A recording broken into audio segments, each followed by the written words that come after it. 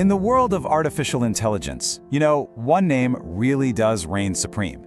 They're a titan, an empire, a king. But here's the thing, every king has challengers, and every single empire eventually faces a siege. This is the story of Nvidia. And that quote? Well, it gets right to the heart of it, doesn't it? The AI boom has felt like a modern-day gold rush. I mean, creating fortunes at a speed we've never seen before. But, as we all know, every gold rush, sooner or later, comes to an end. So, to really understand the siege, you first have to grasp the sheer scale of the castle. For the last few years, Nvidia hasn't just been a player in the AI revolution, it's practically been the revolution. Just take a second and let that number sink in. $4.1 trillion. And get this, that isn't their total valuation. Nope, that is just the market cap they have gained since the start of 2023. We're talking about one of the most explosive, mind-boggling climbs in market history. And this is why. That value isn't just smoke and mirrors. It's built on cold, hard hardware. We're talking miles and miles of servers and data centers all across the globe. And they're all running on Nvidia's powerhouse graphics processing units, their GPUs. They truly became the undisputed engine of the entire AI industry. And if you want to know where the money's coming from, just look at this. A staggering 89% of the revenue is from their compute and networking division. That's the AI data center business. The company has laser-focused its entire operation on powering this one world-changing technology. But, no reign goes unchallenged forever. And the winds of change, well, they're starting to howl against the walls of this empire. And this brings us to the central question of this whole story.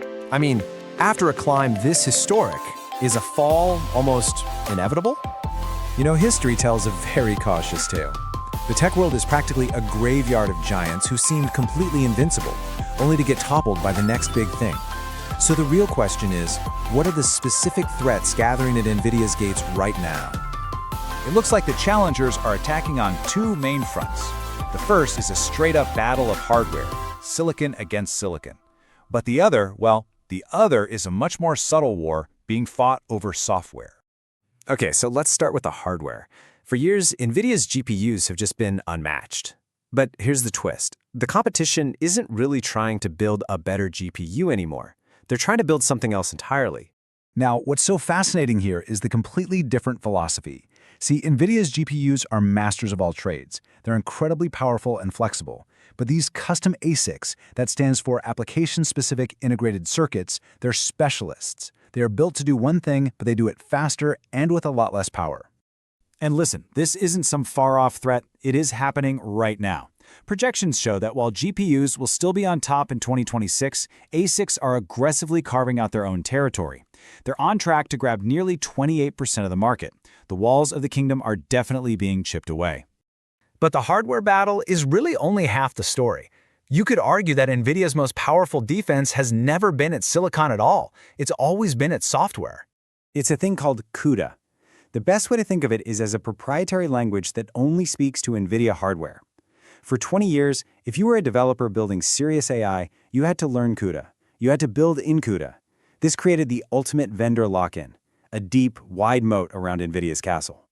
But now, a whole new wave of tools is arriving. And they're not just trying to build a bridge over the moat. No, they're trying to drain it completely. So, where is all this headed? What we're watching isn't just some corporate battle. We're actually witnessing a fundamental shift in how the future of AI itself is going to be built. What's happening is the entire industry is moving away from that vendor lock-in. You've got these new, open-source tools, some from huge competitors like Google and OpenAI, and they act like universal translators for AI code. So these compilers let developers write their code just once, and then run it on any chip they want, whether it's from Nvidia, a rival, or some custom design. In this shift, it gives developers total flexibility to choose the absolute best hardware for the job. And that leaves us with this final, critical question. The battle for the future of compute is on. So, will one king continue to rule over a closed ecosystem? Or is the future going to be an open, competitive battlefield where the best ideas and the best hardware for the job can actually win? The siege is well and truly underway. If you want to stay ahead of the technology that's shaping our world, make sure you're subscribed for more deep dives just like this one. And if you found this breakdown valuable, hitting that like button is the absolute best way to support the channel.